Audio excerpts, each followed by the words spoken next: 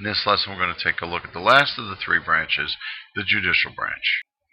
The purpose of the judicial branch of the federal government is to interpret the law. The judicial branch, of course, as we see from this sheet here, is the court system. All right, the Constitution only includes in it the United States Supreme Court, and it says that Congress shall have the power to create the lower federal courts. And Congress has created a number of different federal courts that we see here on the screen. Let's take a look at the three levels of federal court system now quickly. At the lowest level of federal courts, we have district courts. This is the court that you think of as a typical trial court. It is a court of original jurisdiction. This is where cases start.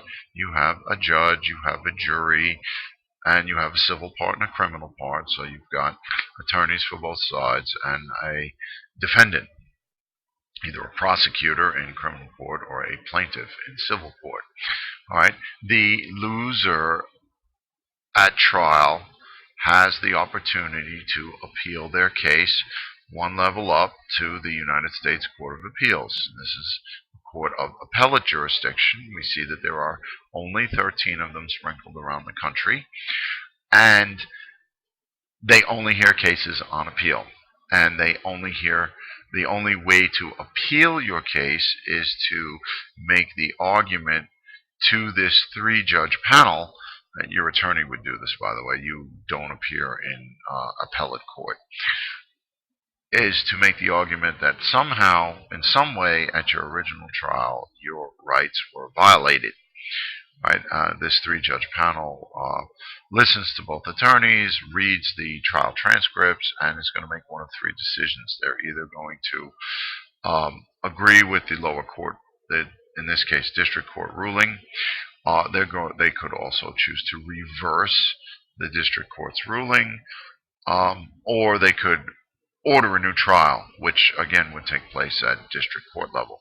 Now, the loser, excuse me, at appellate court can try to appeal their case to the Supreme Court of the United States, which is the highest court in the land, and its decisions have the force of law. We do see here that the Supreme Court has both original jurisdiction and appellate jurisdiction. It does largely function as an appeals court where it hears cases. We see here from the Court of Appeals, Federal Circuit. It also will hear cases from the highest state courts, all right, and we'll hear cases from other federal courts. We see here Court of Military Appeals, Court of Claims, Court of International Trade. We're not going to worry about those other courts right now at the moment. Do note there are some cases, excuse me, that start directly at Supreme Court. These are cases that may involve issues at sea, cases that involve ambassadors, and things of the like. This is all spelled out in the Constitution.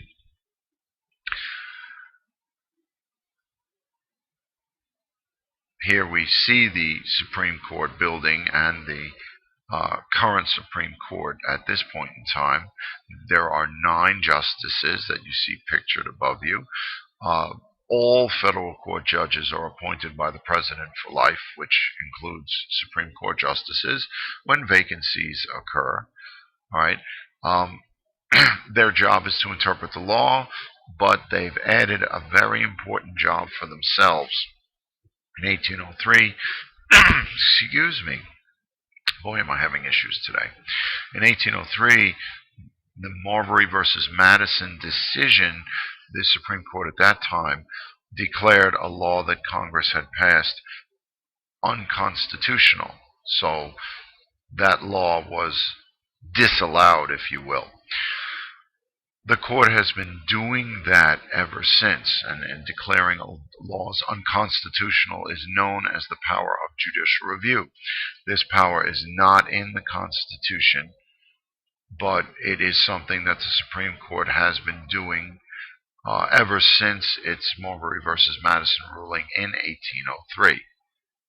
Once again, another quick note that federal court judges are appointed by the president for life. And then let's just sum up quickly. The Constitution does only mention the Supreme Court, and that the task of that court is to interpret the law. It does allow for Congress to create lower federal courts, which it did, create a district court, and the United States Courts of Appeals. The reason that federal judges are appointed for life is so that they can focus on the law and the issue in question and not deal with the political considerations or ramifications of the decisions that they make. They can simply concentrate on the issue in question and the relevant section of the Constitution that's concerned and come up with a ruling that's logical, if you will, that's constitutional. That brings us to the end of the unit on the Constitution.